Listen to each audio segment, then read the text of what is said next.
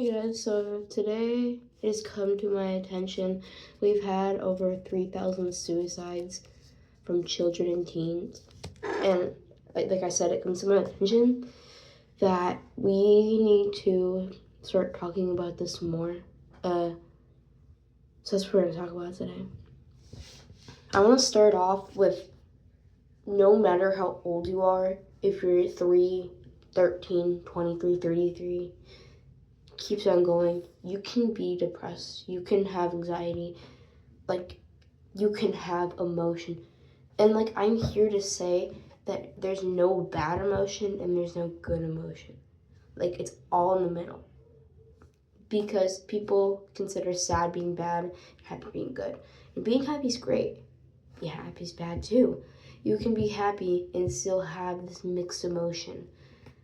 You can be sad, which is not the best, but sad can also be good. Because that's like mixed with happy. I feel like all the emotions are in the middle. And sadness is not only just bad. Happiness is also just necessarily good.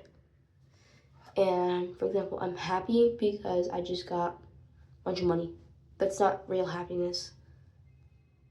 It's not good. You should have real joy.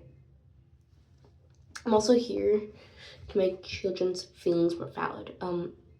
It normalizes as an adult. Like I have more power. Like it gets more normalized as you like turn into an adult. For example, oh no, I forgot my water bottle at the gym. I just misplaced it. But some kids, they forget the water bottle at school.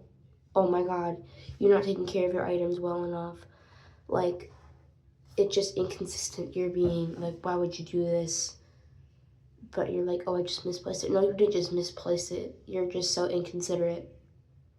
Like, why would you misplace your water bottle? Just for an example, it can normalize as an adult, like as an adult, it's just a mistake. But as a child, especially with like more toxic parents, it's more like, hey, you shouldn't be doing that. You left your water bottle, it's a big deal. Like if you can go get it from the gym, you can go get it from school. And back from like at any age, I was doing some research. And I came across this little thing, and it was like tantrums, how you can solve them, ages 2 to 7. And I was reading this, and it was like, parents say blank, children understand this, what you can say instead. It was like 2 to 7. And I was like, parents still say this to older kids, and we still feel it as the same. Like, there shouldn't be an age limit on how you take care of things. For certain things, yes. Like, if there's a kid grabbing a lighter, you gotta be like, no, you can't use that. But like, if there's like an older child using it, you should make sure, hey, you know how to use it, right? But when it comes to like emotions like this, like,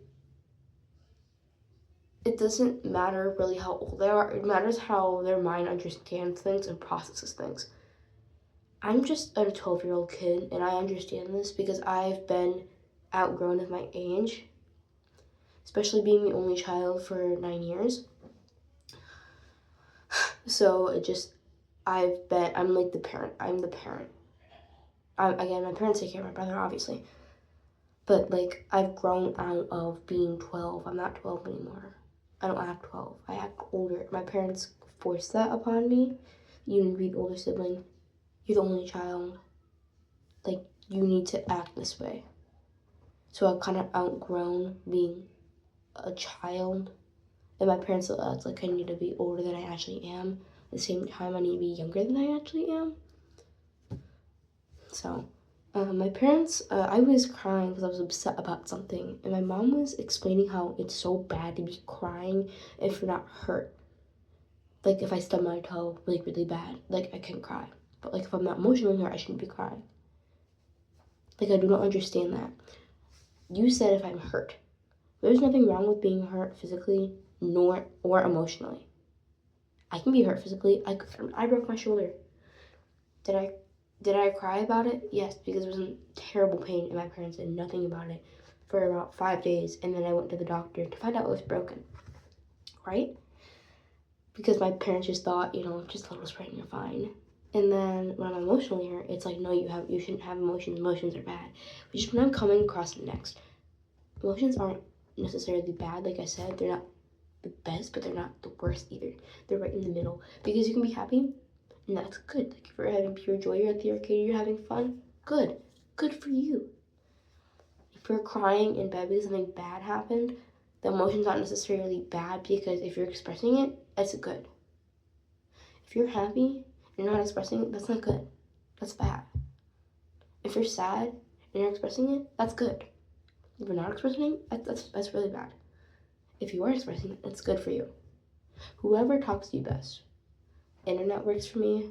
Some of my friends work for me. My parents, no. It depends who it is. It can be your friends, it can be your parents, internet, it can be Pinterest, Lemonade, I don't know, whatever.